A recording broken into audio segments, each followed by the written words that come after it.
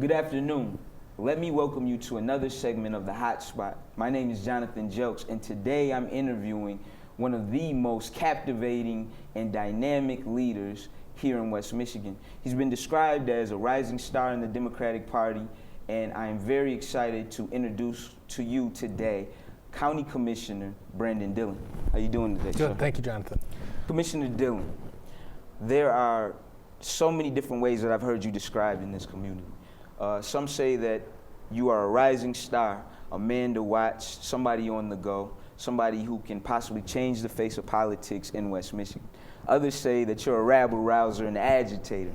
Here at the Hot Spot today, we want to get to the bottom of who you are as a person and kind of give our viewers, some of whom aren't really fully engaged in politics 24/7, and an idea of who you are and about your candidacy.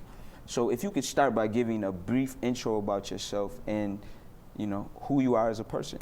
Well, I can try. That's a two pretty tough polar opposites to reconcile. But I wouldn't be ashamed to say I think I'm a little bit of both. Born and raised in Grand Rapids. I grew up in Alger Heights. Went to Catholic schools. Went to Catholic Central. Graduated from Grand Rapids Community College, Aquinas College. Went away for a while to graduate school, and then worked on some political efforts on the East Coast. 2001, I moved back here to try to become a little bit more involved, and actually became heavily involved in local politics, local causes. I was elected to the County Commission in 2006. I first tried in 2004. I lost by 100 votes and came back and won in 2006 and was reelected in 2008. One of the things I've tried to do on that board and in everything I do is to try to take on the status quo as I see it. When I ran as a Democrat. I'm a proud Democrat, but I didn't run a real partisan campaign. I ran a campaign that basically said the system at the county's broken. We've got to have new leadership to fix it. And I'm not afraid to say that we've done a lot of that at the county. We've gone from a board that was essentially a group of older white men who used it as a kind of a resting place for retirement and sat on the board, collected a paycheck, and didn't do a lot else. Now we've got a board that's 11 Republicans, 8 Democrats. We've got a power sharing agreement. We've actually started to do some progressive things, whether it was getting a handle on land use through farmland preservation, which I think has a direct benefit to the city of Grand Rapids. We're also talking about making the county kind of a clearinghouse for efficiencies in government.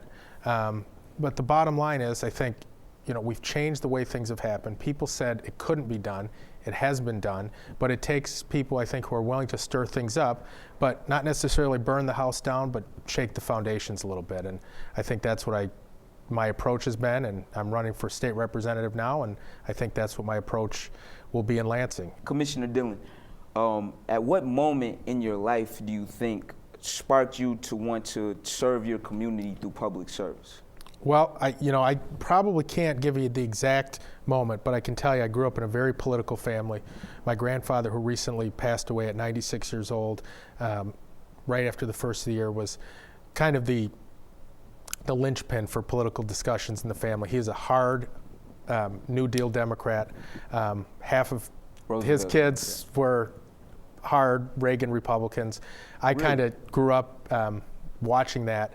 And I think when I really decided who I was politically and what I wanted to do was probably when I was at community college and got involved working on the Clinton campaign, and just realized that the Democratic Party, while it's imperfect, while there's a lot of things it does wrong, for me embodies those kind of values of helping people, making sure that we come together as a community to solve problems, that we have a strong tradition of being individualistic, but we can't all do it alone.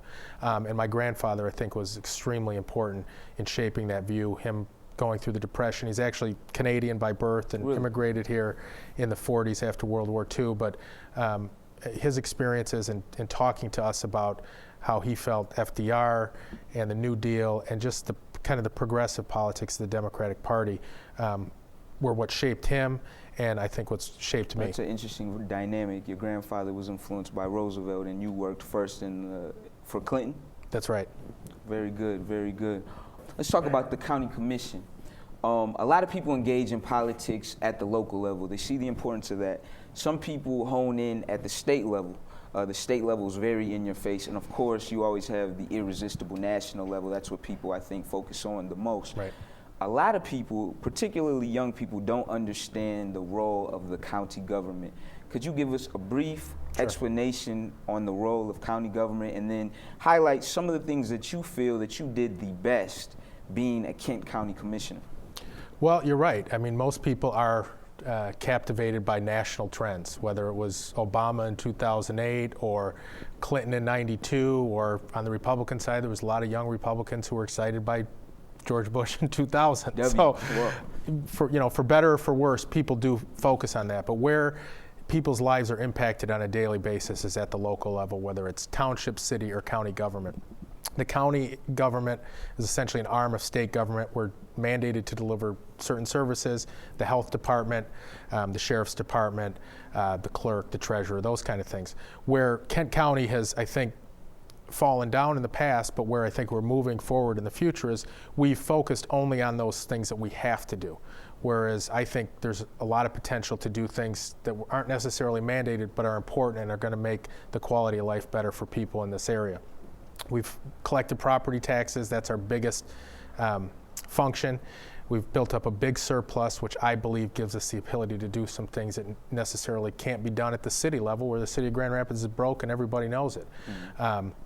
There's things like the prevention initiative, which was actually one of the positive things that was done before I became on the board, which is trying to get at some of the problems we face as a community early by directing dollars into at-risk mothers, at-risk youth. I think we need to do a lot more of that. We've started to branch off in the county and looking at this area as a region and figuring out how we're planning to make sure that we're being smart with our dollars and that we can invest in neighborhoods like the one where I announced my campaign in the East Hills neighborhood, so that dollars aren't just being extended in a way that's not coordinated. We're starting to look at using the county as kind of a clearinghouse for all our local units of government, so that people can get those cost efficiencies by coming together, whether it's through purchasing or sharing services.